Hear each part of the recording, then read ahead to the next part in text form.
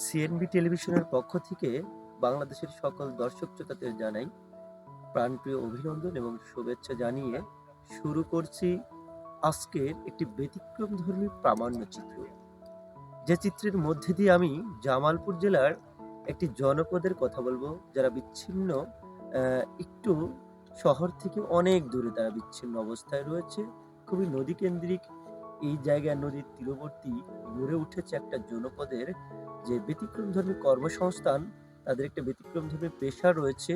সেই সকল বিষয় এবং তারা দৈনন্দিন জীবনে যে সকল কর্মকাণ্ড পরিচালনা করে থাকে, সেই সকল কর্মকাণ্ড ভিতরে একটু ব্যতিক্রমধর্মী দেখা যায় বাংলাদেশের এই প্রফেশনটাতে।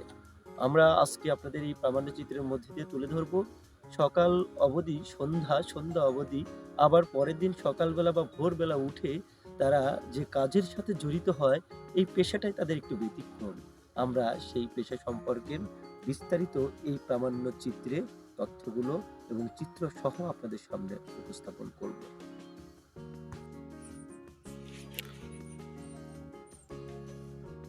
আমাকে একটু কিছু তথ্য দিন। আপনারা দীর্ঘদিন ধরে সম্ভবত এই কাজের সাথে জড়িত। এই কাজগুলো আপনারা কিভাবে সম্পাদন করে থাকেন এবং কোন প্রক্রিয়ার মধ্যে দিয়ে হয়ে থাকে, এবং আপনারা এ থেকে কি কি অর্থগুলো পেয়ে থাকেন, বা আপনাদের জীবনযাত্রার মান আসলেও কি এর উপর দিয়ে আপনারা বেঁচে থাকতে পারেন কিনা, মানসম্মত জীবন কাটাতে পারেন কিনা, এই সকল বিষয় নিয়ে আপনার সাথে একটু বিস্তারিত কথা বলবো। প্রথমতই আপনারা বাংলাদেশের আমার প্রাণপ্রিয় দর্শক শ্রোতাদের একটু বলেন, আপনার নামটা বলেন এবং আপনার এই কাজের সাথে জড়িত যে জেলাটা সেটা একটু সম্পর্কে আমাকে বলেন। এটা হলো জামালপুর জেলা, বকশিগঞ্জ থানা। আমার নাম মোহাম্মদ কাশেম মিয়া। এই কাজের সাথে আমাদের যুগ যুগান্তর পরিচিত। এটা আমাদের বাপ দাদার আমল থেকে আমরা দেখে আসছি, আমাদের আমল চলতেছে, এটা আমাদের ছেলেপেলের আমলও চলবে। আচ্ছা কাশেম ভাই, এখন আমি আপনার কাছে জানতে চাই যে বেসিক্যালি আপনাদের এই কাজগুলো কিভাবে সম্পাদন হয়ে থাকে। প্রথমত কি কি করেন, কি প্রক্রিয়ার মধ্যে দিয়ে দাঁড়ান? আমরা প্রথমত যে প্রক্রিয়ার কথা বলবো, যে আমরা দিন শেষে বাজারে কিন্তু আখের গুড় পাই, কিন্তু এই আখের গুড়টা কিভাবে হয়, কিভাবে প্রস্তুত হয়, সেই সম্পর্কে কিন্তু আজকের এই প্রামাণ্য চিত্রটা আমরা করব, এবং সেখানে কিন্তু দর্শক শ্রোতাদের আমরা এই বিষয়টি তুলে ধরবো। তাহলে প্রথমত জানাতে হবে কিভাবে আপনারা আখের গুড় উৎপাদন করে থাকেন, বেসিক্যালি বলেন দেখে আমাকে। বেসিক্যালি হলো আখ এরকম হয়, এর চেয়ে বড় বড় আছে, ওই দিকে আছে, ক্ষেত থেকে জমিন থেকে নিয়ে আসে, কেটে পরিষ্কার করে বাদ দেয় দুই তিন জায়গায় বাদ দেয়, দেওয়ার পরে ওইটা একটা বোঝা, আমাদের দিকে বোঝা বলে, একটা গাড়ি ভরে নিয়ে আসে, মহিষের গাড়ি বা টলি গাড়ি ঘুরে ঘুরে নিয়ে এসে এটা এনে এই জায়গায় স্টেক দিয়ে রাখে, এটা এই জায়গায় ফেলা যায়।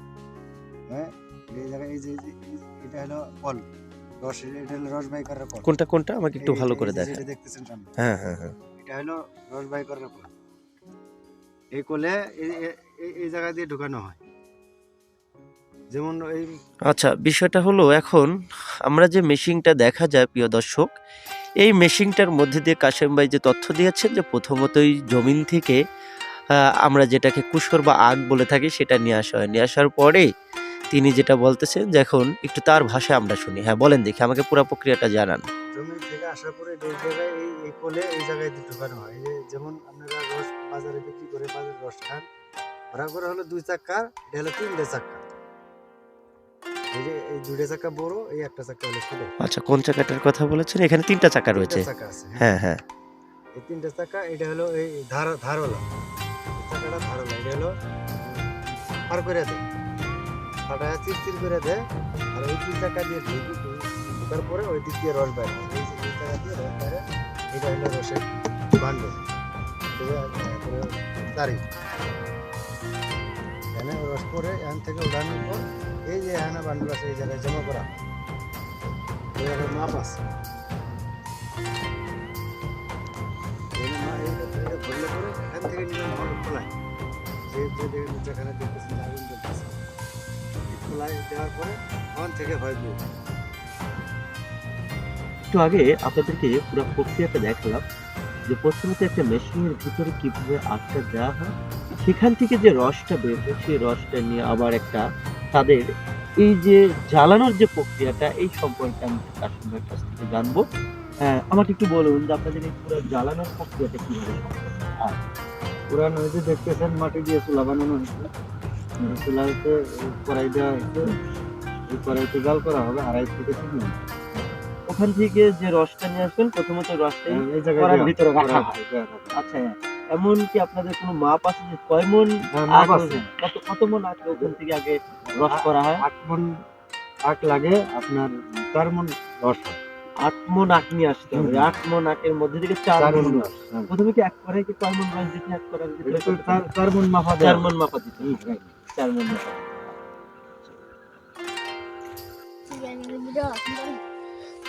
প্রিয় দর্শক, এভাবেই প্রতিনিয়ত যে প্রথমত যে রস আনার পরে তারা কি করে, এই জালগুলো দিয়ে থাকে। প্রচণ্ড রকমের আগুন তাদেরকে জাল দিতে হয় এবং অনেক আগুন সৃষ্টি করতে হয়, যে আগুনের মধ্যে খুব দ্রুত যাতে জ্বালাতে পারে। ঘন্টা 2 থেকে 3 ঘন্টা এভাবেই তাদেরকে জাল দিতে হয়। জাল দেওয়ার পরে হ্যাঁ বলুন কাশিম ভাই, বলুন। এভাবে 2-3 ঘন্টা জ্বালানোর পর মনে করেন যে এটা আস্তে আস্তে আপনার লাল হয়ে আসবে। রসটা লাল হবে যখন, তখনকে এটা সম্পূর্ণ ময়লা চয়লা পরিষ্কার কইরা পরে এটা একটা ওই পানি মধ্যে একটা গুড়ি ধরা হবে, এই রস ফালায়। যখন দেখবো যে হাতে গুড়ি আসে, শক্ত হয়, তখন এটা নামানো হবে এখান থেকে। আগুন থেকে নামায় কড়াই সহ নিচে নামায় এটা লাড়ানো হবে লাঠি দিয়ে।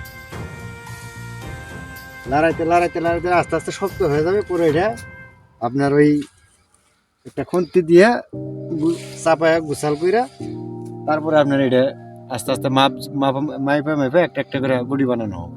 আচ্ছা, একটু ওঠেন দেখি, এই দৃশ্যটা আমরা দেখি কিভাবে মূলত এটা হয়ে থাকে, সেটা আমরা দেখি। প্রিয় দর্শক, আপনারা এই যে ছেলেটা দেখেন, এই যে জ্বালাচ্ছে, জ্বালানোর পরে কাশিম ভাই কোথায় গেলেন আমাকে একটু বলেন। জ্বালানোর পরে এটা আস্তে আস্তে লাল হয়ে যাব। লাল হওয়ার পরে পুরো এটা যখন ভারী হয়ে যাব না, ভারী হয়ে গেলে এটা আস্তে আস্তে শক্ত হবে। তখন একটা পানির মধ্যে দিয়ে যে ময়লা পরিষ্কার করতেছে না, ময়লা পরিষ্কার করার পরে আস্তে আস্তে শক্ত হয়ে যাব। শক্ত হয়ে গেলে যখন ভারী হয়ে যাবে, তখন এটা একটা গুঁড়ি ধরবো পানির মধ্যে। এটা আস্তে আস্তে তরকারি যেমন বলকায় না, সেভাবে আচ্ছা। বলকাবে। তাহলে তুমি এই কাজের সাথে কতদিন জড়িত আছো? 3-4 বছর। 3-4 বছর। আচ্ছা, তুমি কাজগুলো কিভাবে করে থাকো আমাকে পুরো প্রক্রিয়াটা বলো তো, যে কখন থেকে তোমার কাজ শুরু করতে হয়? হুম। প্রথম মনে করেন সকালে আসি, সকাল ভোরবেলা। ভোরবেলা হ্যাঁ, রাইট। 6টার সময় আসি। হ্যাঁ হ্যাঁ পাক বাই করতে নাকি মনে করেন প্রায় 1 ঘন্টা। হ্যাঁ। তারপরে পাক বাই করে আমরা রস টানি। হুম তারপর কয়রা ছিল দেওয়ার পর আছে না, হুম, রসগুলো নিয়ে এরকম ভাবে হুম বুড়ে মল কাটে। হুম। কাটার পর কোন পাক আস্তে আস্তে জাল দিই। জাল আচ্ছা। দেওয়ার পর মল ডল ধরার পর আছে না, হুম। পাকন হয় হ্যাঁ, জাল ডাল দেওয়ার পর। আগে বলে নাও, তোমার নামটা কি? মোহাম্মদ নাহিদ হাসান। আচ্ছা, নাহিদ হাসান। নাহিদ হাসান, আমাকে একটু বলো তো, তুমি এখন এই যে জ্বালানোর পরে কি করতেছো, এটা কি করতে হয় বলো। এটা হচ্ছে পাকা মল। এটা পাকা মল পেলে এটা মিঠাই হবে, গরু হবে। হুম। গরু হওয়ার পরে দলা বান্ধিব। দলা বান্ধার পরে এটা মারবো। প্রিয় দর্শক, যে প্রক্রিয়াটা এখানে হয়েছে খুবই গুরুত্বপূর্ণ। আপনারা দেখেছেন এতক্ষণ যে আখটা আমরা জমিতে দেখি, সেই আখটা এখন দেখেন যে রস করার পরে যে কড়াইতে আনলো, আনার পরে কি পরিমাণ জ্বালানোর পরে দেখেন আমরা পুরো প্রক্রিয়াটা হলুদ হয়ে গেছে দেখেন, এবং হলুদ বর্ণের মতো হয়ে গেছে। যে মিঠাই আমরা বাজারে খেয়ে থাকি, সেই মিঠাইটাই মূলত আরও কিছুক্ষণ জ্বালানোর পরে ধীরে ধীরে ওরা একটা জায়গায় নিয়ে যাবে। তারপরে এই জিনিসটাকে আবার একটু সময় দিলে রূপান্তরিত হয়, যেটা আমরা বাজারে বড় বড় যে গুড়গুলো চাকাগুলো কিনে খাই, সেরকম হয়ে যাবে।